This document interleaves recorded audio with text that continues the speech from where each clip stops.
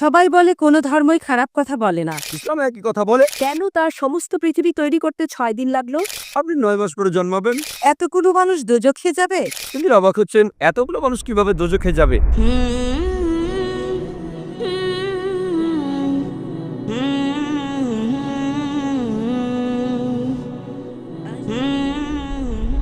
সবাই বলে কোনো ধর্মই খারাপ কথা বলে না, কিন্তু মুসলিমরা কেন অন্য ধর্মের লোকদের ইসলাম গ্রহণ করতে বলে?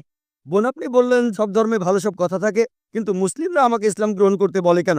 অন্য যেসব ধর্ম আছে সেগুলো যা বলে তার বেশিরভাগ কথাই ভালো। তবে ইসলাম ভালো কথা বলার পাশাপাশি আপনাকে দেখাবে কিভাবে সেটা অর্জন করতে হয়।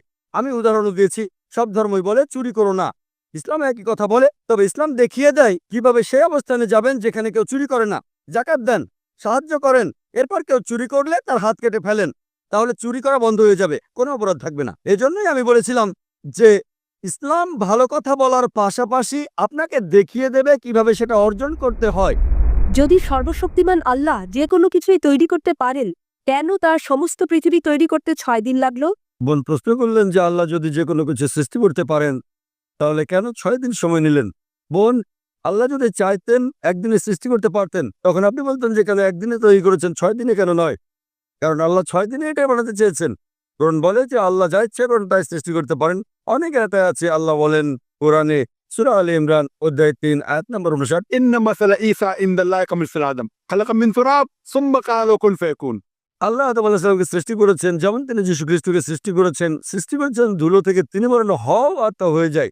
আল্লাহ যখন কিছু সৃষ্টি করতে চান তিনি বলেন হওয়ার হয়ে যায়, তিনি ইচ্ছে করলেই এটা হয়ে যায়। আল্লাহ যদি ইচ্ছে করেন আপনি 9 মাস পরে জন্মাবেন, তাহলে আপনি 9 মাস পরে জন্ম নেবেন। আল্লাহ যদি চান 1 সেকেন্ডে, তাহলে মাত্র 1 সেকেন্ডেই। তো আল্লাহ চাইলেন যে তিনি কোনো কিছু 6 দিনে সৃষ্টি করবেন, তাই তিনি করলেন। পৃথিবীতে অনেক মানুষ ভুল কাজ করছে। আমার ভাবতে খুব অবাক লাগে, এতগুলো মানুষ দোজখে যাবে? তিনি অবাক হচ্ছেন, এতগুলো মানুষ কিভাবে দোজখে যাবে? আমাদের এই জীবনটা হলো পরীক্ষা। আপনারা যদি ভালো করে দেখেন যে নিচু গ্রেডের পরীক্ষাগুলোতে বেশিরভাগ ছাত্র পাশ করে, তবে উপরের লেভেলে গেলে সেখানে পাশ করাটা কঠিন। উদাহরণস্বরূপ কোনো কঠিন পরীক্ষায় বসেছেন, যেমন মেডিকেল কলেজে ভর্তি হতে গেলে আপনাকে পড়তে হবে, খাটাখাটনি করতে হবে, পড়াশোনা করতে হবে। একইভাবে বেহেশতে যেতে গেলে এটা সহজ কাজ না, এটা মেডিকেলে ভর্তির চেয়েও অনেক কঠিন কাজ। তাই এটা আসলে পরকালের জন্য পরীক্ষা। যারা আল্লাহর নির্দেশগুলো মেনে চলবেন তারা ইনশাআল্লাহ বেহেশতে যেতে পারবেন। আশা করি বোন উত্তরটা পেয়েছে।